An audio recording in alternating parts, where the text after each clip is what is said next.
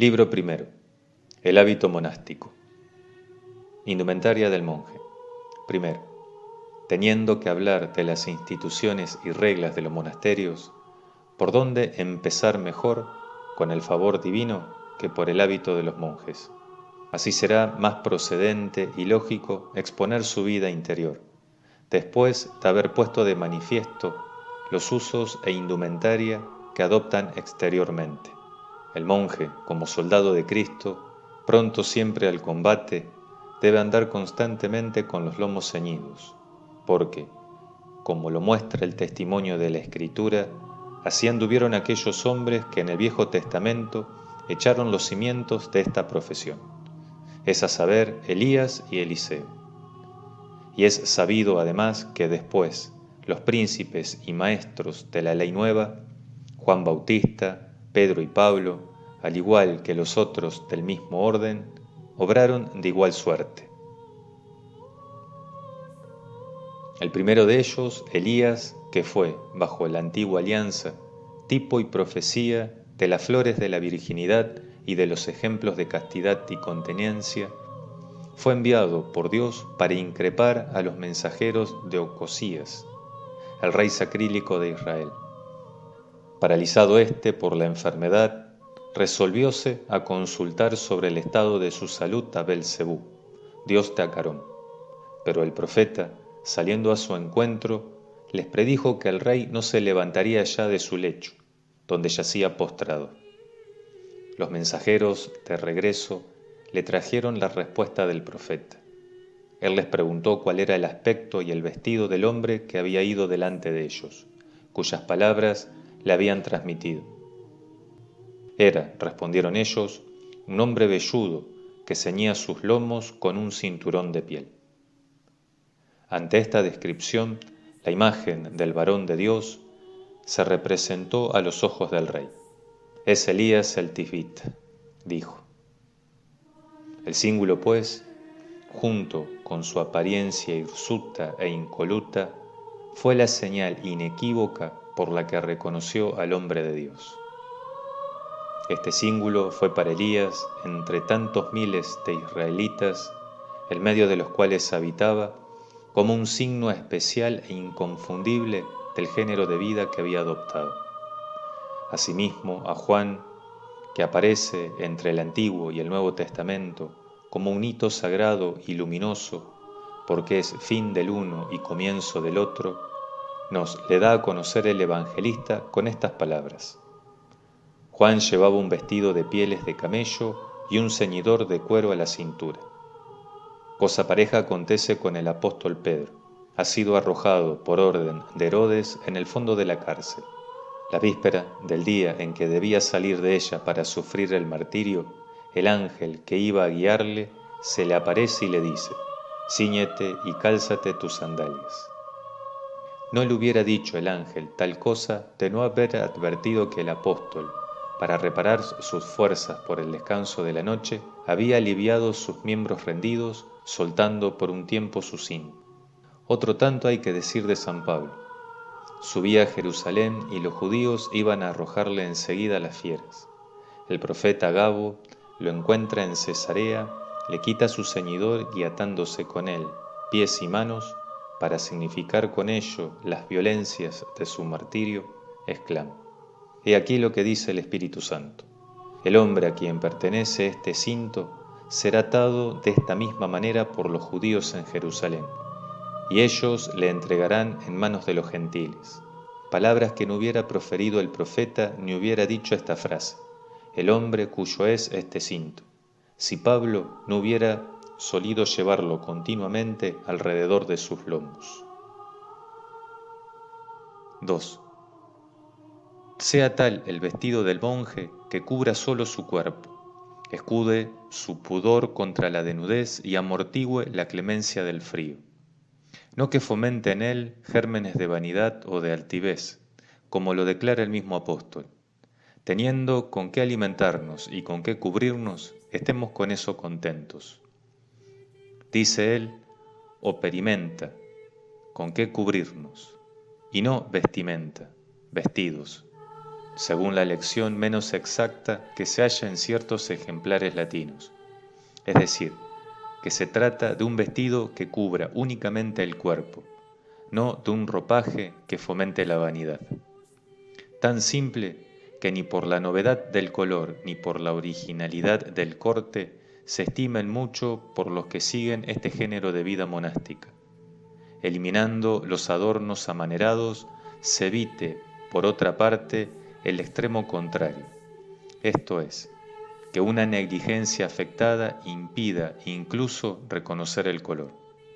En fin, apártense de tal manera de las modas mundanas, que el modo de vestir sea común en todas las cosas a los siervos de Dios, porque entre los que están dedicados al servicio divino, todo lo que es elección de uno o de unos pocos y no se adopta por la comunidad entera de los hermanos, o es superfluo o es veleidoso.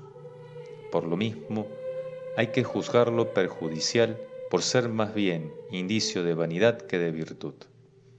Y por eso convendrá que también nosotros desechemos como cosa inútil y superflua todo lo que no enseñaron los santos de antaño, que pusieron las bases y principios de esta vida monástica, ni los padres de nuestros tiempos que guardan hasta hoy sus directrices como una herencia transmitida por las generaciones pasadas. Así no han querido ellos bajo ningún concepto adoptar el vestido de cilicio, por cuanto todo el mundo lo nota y llama la atención de las gentes. Por tal razón, no sólo puede ser de ningún provecho al alma, sino que le hace concebir una vana presunción. Además, es inadecuado y molesto para el trabajo, en el cual es necesario que el monje siempre se ocupe con diligencia y sin estorbo. Y aunque es cierto que hemos oído decir que algunos que llevaban este vestido eran varones recomendables, no por eso hemos de establecerlo como una regla de nuestros monasterios. Ni tampoco se debe prescindir de lo que establecieron los antiguos padres, porque haya monjes que, siendo por otra parte virtuosos, pueden permitirse innovaciones contrarias a la regla común sin merecer por ello censura. El parecer de unos pocos no debe prevalecer, ni mucho menos debe constituir un prejuicio contra una ley general admitida de todos, porque debemos prestar una fe insobornable y una obediencia indiscutible a las antiguas reglas e instituciones, pues no responden al capricho de una minoría, se basan en una continuidad de siglos y sobre todo en el hecho de que una multitud innumerable de santos las han legado por tradición unánime a la posteridad. Los dos pasajes siguientes de la Escritura no deben hacer mella en nosotros, ni sentar un precedente contra nuestra conducta cotidiana. Cercado por las huestes enemigas, Jorán, el rey sacrílego de Israel, rasgando sus vestiduras, dejó al descubierto el cilicio que llevaba a raíz de sus carnes, y los ninivitas, para mitigar la sentencia divina que el profeta fulminara contra ellos, se cubrieron a su vez de áspero cilicio. Pero, por lo que atañe al primero, sólo interiormente se había revestido de él, y nadie hubiera podido percatarse de ello, si no se hubiera despojado del vestido que le cubría. Por lo que a los segundos se refiere, era en un momento en que todos lloraban la ruina inminente de su ciudad, y vestidos todos de igual manera, no podía achacarse a ninguno que hiciera tal cosa por ostentación. Tan verdad es que cuando lo extraordinario es propio de todos o de muchos, deja por lo mismo de ser chocante. De otras prendas del hábito monástico. 3. Por lo demás, hay ciertas prendas en el hábito de los monjes egipcios que responden no tanto a una necesidad como a una regla de sus costumbres, y es que quieren practicar la inocencia y la simplicidad de vida inclusive en la misma calidad del vestido. Según esto, llevan de noche y día cogullas bastante pequeñas, que descienden por la nuca hasta los hombros, y no cubren más que la cabeza. Esto lo hacen para que, imitando a los niños en el hábito, les sea un aviso constante para guardar también de continuo su inocencia y simplicidad. Vueltos al estado de infancia, cantan a Cristo a todas horas con afecto y entusiasmos de su alma. Señor, mi corazón no se ha engreído y mis ojos no se han ensalzado. No anduve en cosas maravillosas sobre mí, sino he sentido humildemente de mí mismo, sino que se ha exaltado mi alma. Trátame como al niño a quien apartan del pecho de su madre. 4.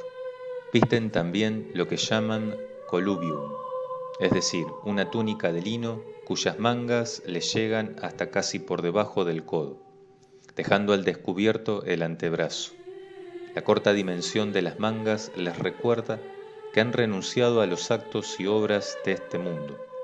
Por otra parte, el vestido de lino les hace recordar que están muertos a toda vida terrena, y les da motivo de oír a diario al apóstol, que les dice: mortificad los miembros del hombre terreno. De esta suerte, el mismo vestido les está diciendo de continuo: vosotros estáis muertos, y vuestra vida está escondida con Cristo en Dios. No soy yo quien vivo, sino que es Cristo quien vive en mí. Y el mundo está crucificado para mí y yo para el mundo. 5. Llevan asimismo dos pequeñas cintas, tejidas de hilo de lana, que los griegos llaman analabus, y que nosotros podemos designar con el nombre de subcinctoria o redimícula, o más exactamente rebracchiatoria. Estas cintas descienden de la nuca y deslizándose por ambos lados del cuello, rodeando las axilas, ciñen el torso de una y otra parte. De esta manera, haciendo presión, ajustan el cuerpo a las holguras del vestido. Con ello, los brazos accionan libremente y los monjes se hallan prontos para cualquier trabajo, aplicándose con todas sus energías a cumplir el precepto del apóstol. Estas manos no sólo me han prestado servicio a mí, sino también a los que están conmigo. Ni comí de balde el pan de nadie, sino que con afán y con fatiga trabajé para no ser gravoso a ninguno de vosotros. Y el que no quiera trabajar, que no coma. 6. Además de esto, protegen el cuello y los hombros con un pequeño y corto manto a modo de esclavina, buscando en ello la humildad del vestido, a la par que la modicidad de su precio. Y tanto en nuestra lengua como en la suya recibe el nombre de máfors. Por este medio eliminan el lujo ambicioso de capas y planetas. 7. Por último, completan su hábito una piel de cabra, que llaman melote, y el bastón, que llevan a imitación de los que en el Viejo Testamento fueron figuras proféticas de la vida monástica. De ellos, dice el apóstol: anduvieron errantes, cubiertos de pieles de oveja y de cabra, faltos de todo, afligidos, vejados. De ellos no era digno el mundo, perdidos por los desiertos y por los montes, en las cavernas y en las grietas de la tierra. Este hábito de piel de cabra significa que el monje, una vez abatida la impetuosidad de las pasiones de la carne, debe estabilizarse en la soberana gravedad de las virtudes, y que no debe ya quedar en él rastros siquiera de la fogosidad y de los ardores de la juventud, ni de su antigua versatilidad. Del bastón y del calzado de los egipcios. 8. Los mismos varones a quienes ha mentado antes de ahora el apóstol, llevaban también consigo un bastón. Eliseo, que fue uno de ellos, nos los da a entender cuando dice a Giesí, su criado, al enviarle a resucitar al hijo de la viuda: toma mi bastón y ve corriendo, y ponlo sobre la faz del niño y vivirá. El profeta, en efecto, no se hubiera dado a llevar si no hubiera sido su costumbre tenerlo ordinariamente en la mano. El uso del bastón encierra además una enseñanza espiritual, y es que el monje no debe andar nunca inerme entre tantos perros que le acosan, que son los vicios, y entre tantos animales invisibles que son las potencias del mal. David pedía verse libre de ellos al decir: no entregues, Señor, a las bestias el alma que te confiesa. El monje, por su parte, debe rechazar sus asaltos y lanzarlos muy lejos por el signo de la cruz, y hacer frente a sus embates con el continuo recuerdo de la pasión del Señor y la imitación de su espíritu de muerte. 9. En cuanto al calzado, lo desprecian como cosa que les está entredicha por el precepto evangélico. Mas cuando lo exige la enfermedad o rigor del frío matinal, o también los ardores del sol de mediodía, protegen los pies solo con ayuda de sandalias. Según ellos, el uso de sandalias y la permisión del Señor que las autoriza tiene este sentido: si permaneciendo en este mundo no podemos librarnos enteramente ni sustraernos por completo a las solicitudes carnales, al menos que las necesidades del cuerpo no nos den más que un mínimo de ocupación y embarazo, y que los pies de nuestra alma, con los cuales corremos tras el olor de los perfumes de Cristo, y de los cuales dice David: corrí, Señor, sediento, y Jeremías: yo no he sentido cansancio siguiéndote, que los pies de nuestra alma, digo, estén siempre dispuestos para emprender la carrera espiritual y la predicación del Evangelio de la paz. Ni podemos tolerar en modo alguno que se cubran de la piel muerta de los cuidados del mundo, ocupando nuestros pensamientos en cosas que la naturaleza no exige y que no tienen por objeto más que una velocidad superflua y perniciosa. Cumpliremos esto si, como quiere el apóstol, no tenemos cuidado de la carne ni de satisfacer sus apetitos.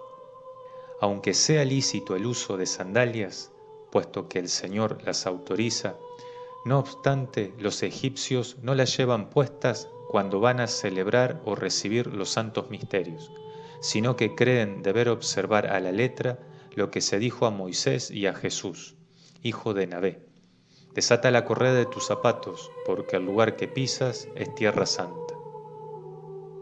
10. Hemos dicho estas cosas para que no parezca que pasamos en silencio algo de lo relativo al hábito de los monjes egipcios.